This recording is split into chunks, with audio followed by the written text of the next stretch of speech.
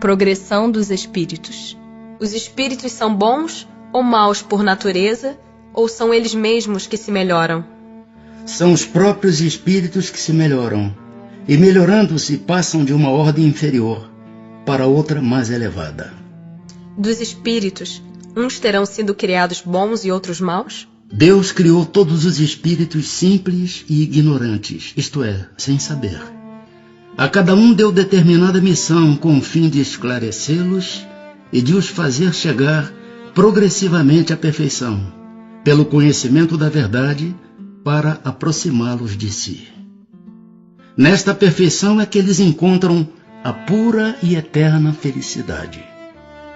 Passando pelas provas que Deus lhes impõe, é que os espíritos adquirem aquele conhecimento. Uns aceitam submissos essas provas e chegam mais depressa à meta que lhes foi assinada. Outros só a suportam murmurando e, pela falta em que desse modo incorrem, permanecem afastados da perfeição e da prometida felicidade. Segundo o que acabais de dizer, os espíritos, em sua origem, seriam como as crianças, ignorantes e inexperientes, só adquirindo pouco a pouco os conhecimentos de que carecem, percorrendo as diferentes fases da vida? Sim, a comparação é boa. A criança rebelde se conserva ignorante e imperfeita. Seu aproveitamento depende da sua maior ou menor docilidade. Mas a vida do homem tem um termo, ao passo que a dos espíritos se prolonga ao infinito. Haverá espíritos que se conservem eternamente nas ordens inferiores? Não. Todos se tornarão perfeitos.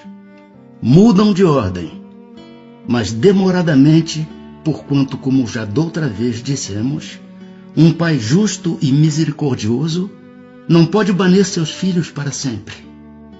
Pretenderias que Deus, tão grande, tão bom, tão justo, fosse pior do que vós mesmos? Depende dos espíritos o progredirem mais ou menos rapidamente para a perfeição? Certamente.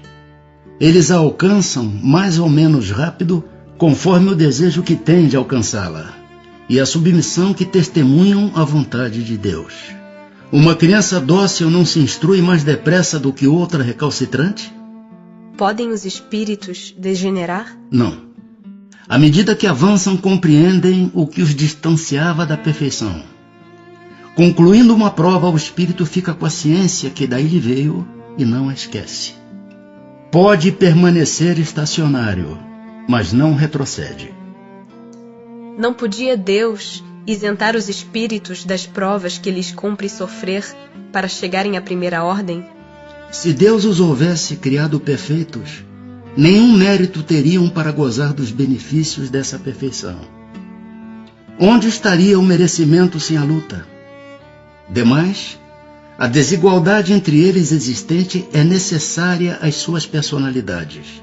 Acresce ainda que as missões que desempenham nos diferentes graus da escala estão nos desígnios da providência para a harmonia do universo. Todos os espíritos passam pela fieira do mal para chegar ao bem? Pela fieira do mal, não. Pela fieira da ignorância. Por que é que alguns espíritos seguiram o caminho do bem e outros o do mal? Não têm eles o livre-arbítrio? Deus não os criou maus, criou-os simples e ignorantes. Isto é, tendo tanta aptidão para o bem quanto para o mal. Os que são maus, assim se tornaram por vontade própria. Como podem os espíritos, em sua origem, quando ainda não têm consciência de si mesmos, gozar da liberdade de escolha entre o bem e o mal? Há neles algum princípio, qualquer tendência que os encaminhe para uma senda de preferência a outra? O livre-arbítrio se desenvolve à medida que o espírito adquire a consciência de si mesmo. Já não haveria liberdade desde que a escolha fosse determinada por uma causa independente da vontade do espírito.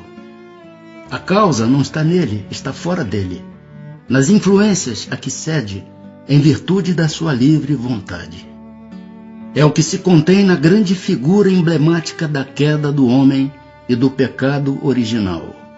Uns cederam à tentação, outros resistiram. De onde vêm as influências que sobre ele se exercem?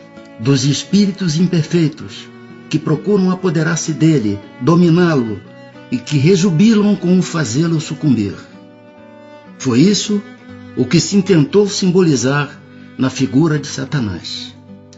Tal influência só se exerce sobre o espírito em sua origem? Acompanha-o na sua vida de espírito, até que haja conseguido tanto império sobre si mesmo que os maus desistem de obsidiá-lo. Por que a Deus permitido que os espíritos possam tomar o caminho do mal?